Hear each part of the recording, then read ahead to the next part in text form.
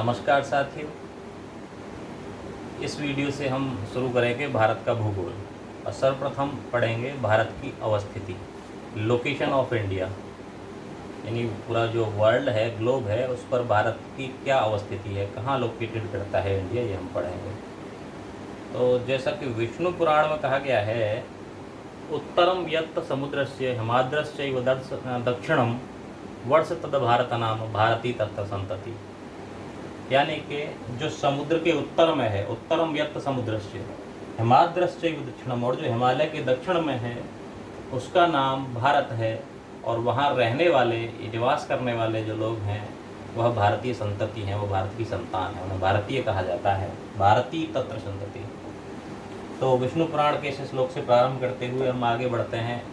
ये जो विष्णु पुराण का श्लोक है, यह आपको जो अविभाजित भारत था, प्राचीन भारत, अविभाजित भारत, जिसके एक एक खंड जो भी प्राचीन कथाओं में बताए जाते हैं वो सब इसके साथ ही जुड़े हुए थे, उसके विषय में उल्लेख करता है। जैसा कि कहा गया कि उत्तरम यत् समुद्र से, ये जो समुद्र है, समुद्र के उत्तर वाला पूरा भाग, और हिमाद्रश्य दक्षिणम में हिमालय के दक्षिण का पूरा भाग, जितना भी ये सब आता है, पाकिस्तान, अफगानिस्तान, ये सब तक के क्षेत्र यहाँ आ जाते थे, बांग्लादेश वगैरह सब, तो उनको मिलाकर भारत कहा गया है। और वहाँ की रहने वाली जो संतान है, उस देश की या उस क्षेत्र की रहने वाली जो संतति है, व्यक्ति हैं, उनको भारतीय कहा जाता है, ऐसा बताया गया है भारत के विषय में।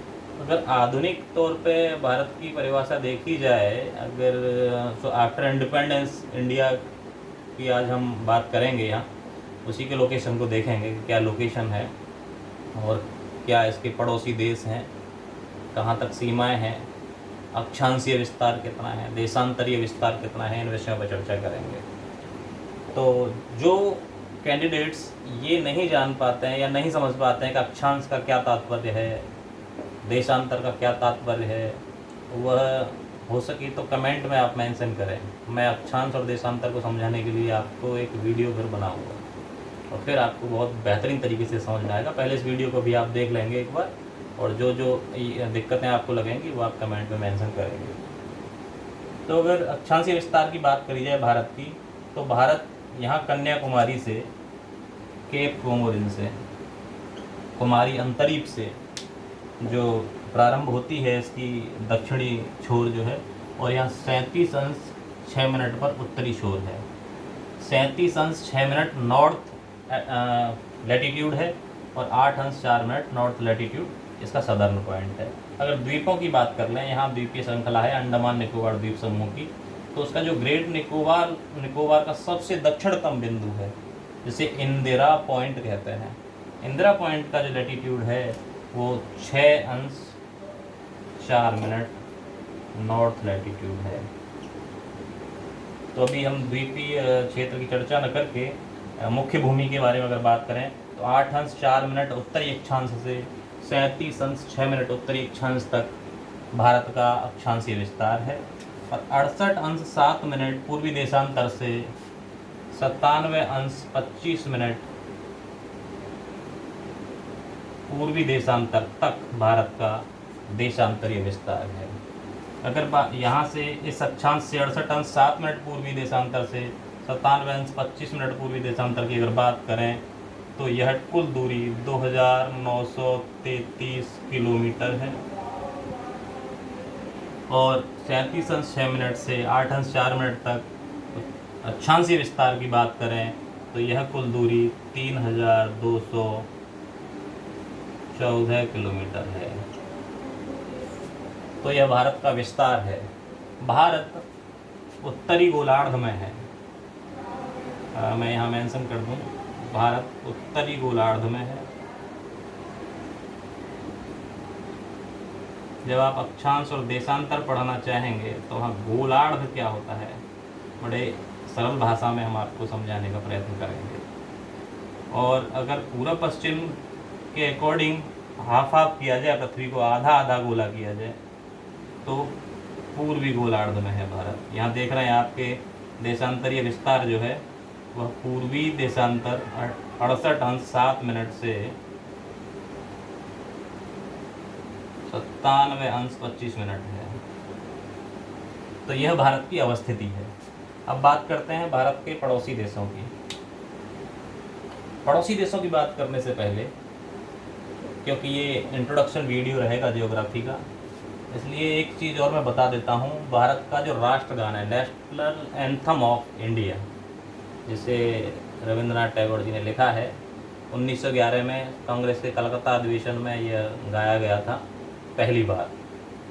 तो ये जन गण मन अधिनायक जय हे भारत भाग्य विधाता, पंजाब सिंध गुजरात मराठा द्राविड़ उत्कल बंग, विंध्य हिमाचल यमुना गंगा उच्छल जलधि तरंग, तब शुभ नामे जागे तब शुभ आशीष मागे, गाए तब जय गाथा जनगण मंगलदायक जय हे भारत भाग्य विधाता, जय हे जय हे जय हे जय जय जय जय हे। माफ़ी चाहूँगा, मैंने पूरे प्रोटोकॉल के तहत राष्ट्रगान या नेशनल एंथम का गान नहीं किया है, तो मैं बस इसको एक्सप्लेन करने के पर्पज़ से यहाँ बता रहा था। जैसे हम गाते हैं जनगण मन अधिनायक जय है, तो यहाँ कहा जा रहा है कि हे अधिनायक, भारत के अधिनायक, आज भारत का जो जनगण है, भारत की जो जनता है, नागरिक हैं, वो आपसे, आपको अपने मन से अधिनायक स्वीकार करती हैं। भारत भाग्य विधाता, आप भारत के भाग्य विधाता हैं। अब आगे जियोग्राफी की बात शुरू होती है, पूरे भारतीय क्षेत्रों को ये बखान करता है कि पंजाब, ये जो क्षेत्र है ये पंजाब है, सिंध, यहाँ सिंध था, यह है पाकिस्तान में आ गया, पंजाब सिंध गुजरात मराठा, यहाँ महाराष्ट्र है, मराठा द्राविड़, ये पूरा क्षेत्र साउथ वाला जो पहले मद्रास स्टेट वगैरह मैसूर स्टेट हुआ करती है, ये पूरा द्राविड़ क्षेत्र है। द्राविड़, उत्कल उड़ीसा को कहते हैं, उत्कल, और बंग बंगाल को कहा जाता है। द्राविड़ उत्कल बंग, विंध्य, जहाँ विंध्य और हिमाचल यानी हिमालय जैसे पर्वत हैं, विंध्य हिमाचल, यमुना गंगा, यमुना और गंगा जैसी नदियाँ हैं, उच्छल जलधि तरंग, और जहाँ ये जलधि, जलधि कहते हैं समुद्र को, दोनों तरफ समुद्र है, उसकी तरंगें उछल कर जिसके तटों को छूती है, उच्छल जलधि तरंग, तब शुभ नामे जागे, हम तुम्हारा ही शुभ नाम लेकर जागते हैं, तब शुभ आशीष मांगे, तुम्हारा शुभ आशीष चाहते हैं, आशीर्वाद चाहते हैं, गाए तब जय गाथा, तब, तब जो वर्ड यहाँ यूज किया जा रहा है वो ये वाला तब है, तब मतलब तुम्हारी, तुम्हारी ही जय गाथा हम गाते हैं, जय जयकार करते हैं। जनगण मंगलदायक जय हे, जन और गण यानी जनता के, नागरिकों के, मंगलदायक यानी मंगल करने वाले या कल्याण करने वाले, आपकी जय हो। भारत भाग्य विधाता, भारत के भाग्य विधाता हो आप, जय हे जय हे जय हे, बार बार जय जयकार किया जा रहा है। तो यह भी एक तक तो ज्योग्राफी के पॉइंट ऑफ व्यू से देखें तो राष्ट्रगान या पूरे नेशन को इंटीग्रेशन, नेशन के इंटीग्रेशन को दिखाने वाला एक गीत है, गान है। और दूसरी बात ये है, बस उसे खामी माना जाए या एक विवाद का विषय भी हो सकता है, कि ये उस वक्त लिखा गया था या गाया गया था जब जॉर्ज पंचम भारत में आए। भारतीय जनता में जब बंगाल का विभाजन हो गया और फिर से उसे एकीकृत भी कर दिया गया, तो भारत की जनता में बहुत आक्रोश था। उस आक्रोश को शांत करने के उद्देश्य से भारत में जो अंग्रेज शासक थे उन्होंने ब्रिटेन के राजा को इनवाइट किया था। तो शायद उसके गुणगान में जनगण मन अधिनायक जय हे भारत भाग्य विधाता ऐसे कुछ करके कहा गया है। अब उसको राष्ट्रगान के रूप में 24 जनवरी 1950 को भारत ने अंगीकृत किया था। अब भारत की लोकेशन की हम बात कर चुके हैं, अक्षांशीय और देशांतरीय विस्तार की बात कर चुके हैं, लैंड मतलब नॉर्थ साउथ कितनी टोटल डिस्टेंस है और ईस्ट टू वेस्ट टोटल कितनी डिस्टेंस है, ये हम डिस्कस कर चुके हैं। द्वीपीय क्षेत्र को अगर देखा जाए तो यहाँ से अक्षांशीय विस्तार कितना है वह भी हम देख चुके हैं। अब देख लेते हैं भारत के पड़ोसी राज्यों को, एक बार देख लेते हैं। पड़ोसी राज्य हैं पाकिस्तान, अफगानिस्तान, पड़ोसी राज्य आई मीन जिनकी सीमा भारत से लगती है, अफगानिस्तान, चीन, नेपाल, और यहाँ भूटान है, ये भूटान है ना, भूटान, बांग्लादेश, इधर म्यांमार है, म्यांमार,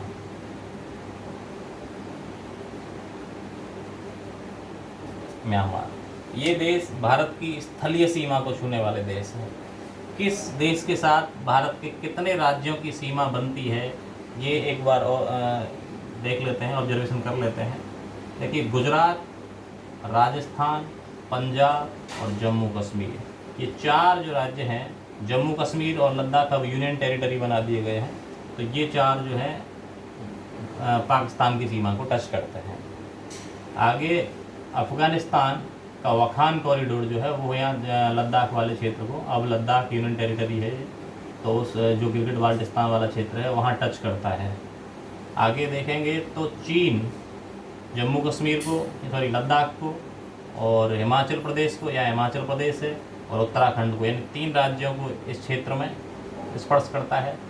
और सिक्किम को चौथा राज्य, और अरुणाचल प्रदेश इन 5वां राज्य।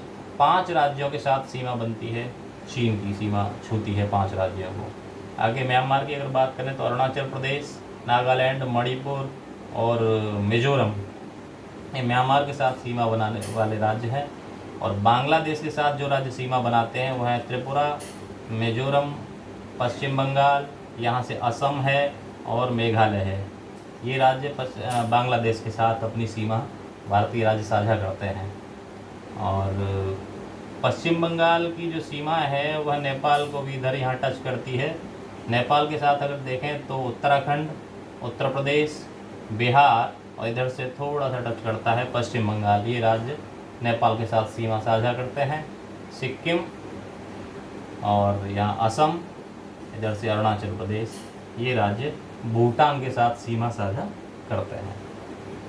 तो ये भारत के पड़ोसी देश हैं जिनके साथ भारत के कितने कितने और कौन कौन से राज्यों की सीमाएं स्पर्श करती हैं, इस बात का हमने डिस्कशन कर लिया है। आप वीडियो को पॉज करके या रिवर्स करके, बैकवर्ड करके पीछे आप देख सकते हैं एक बार फिर से, और इस चीज़ को याद कर सकते हैं। अब बात कर लेते हैं एक बार भारतीय राज्यों की, कि राज्यों की क्या अवस्थिति है। देखिए, यहाँ J&K यूनियन टेरिटरी है, अब जम्मू एंड कश्मीर, और ये जो क्षेत्र है ये लद्दाख यूनियन टेरिटरी है।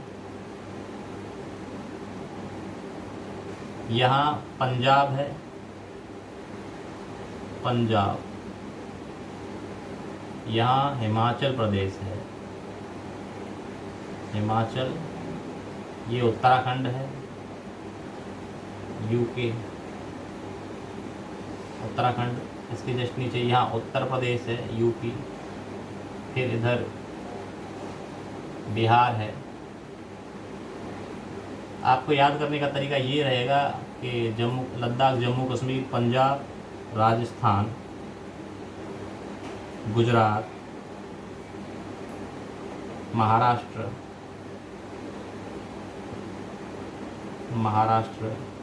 फिर गोवा,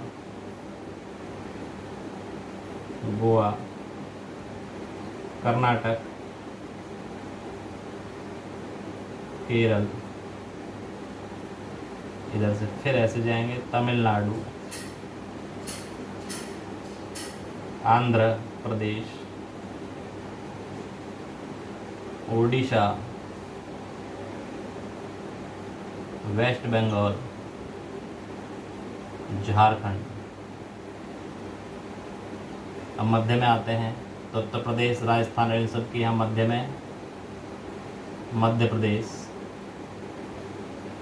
इसके जस्ट ऊपर यहाँ पंजाब से इधर ईस्ट की तरफ, और यूपी से वेस्ट की तरफ हरियाणा,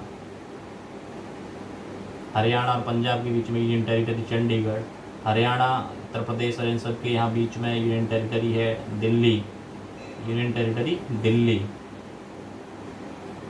और ये मध्य प्रदेश हो गया। मध्य प्रदेश के ईस्ट में इधर मध्य प्रदेश से जो बना हुआ राज्य है छत्तीसगढ़, और आंध्रा, छत्तीसगढ़ के साउथ में, आंध्रा के वेस्ट में यहाँ जो नवीनतम राज्य है तेलंगाना। ये राज्य अवस्थित हैं इस तरीके से। और इधर चलेंगे तो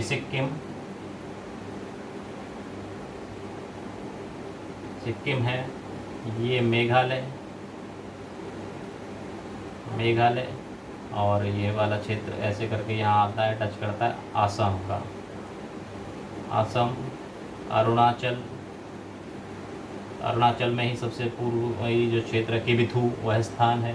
अरुणाचल के बाद आपका नागालैंड, मणिपुर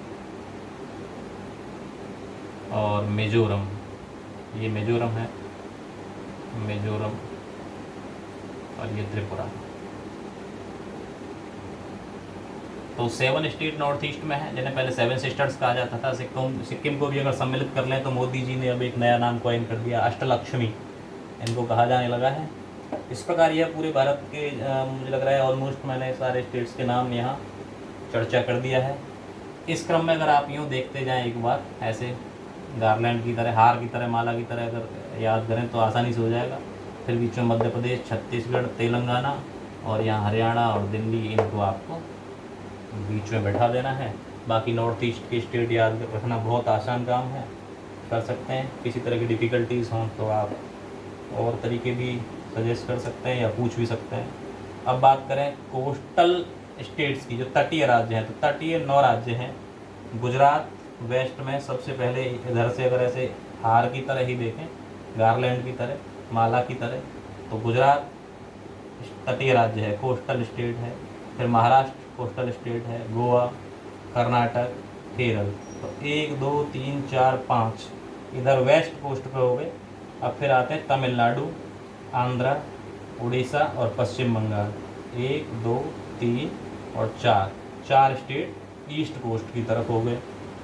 तो कुल 9 जो स्टेट हैं, 9 राज्य हैं, वह कोस्ट पर यानी तट पर हैं, जिनकी तट जो क्या कहते हैं सीमाएं हैं एक तरफ से समुद्र से स्पर्श करती हैं, तो उन्हें तटीय राज्य कहा जाता है। इनमें सबसे लंबी जो तटरेखा है वह गुजरात की है और सबसे छोटी तटरेखा गोवा की है।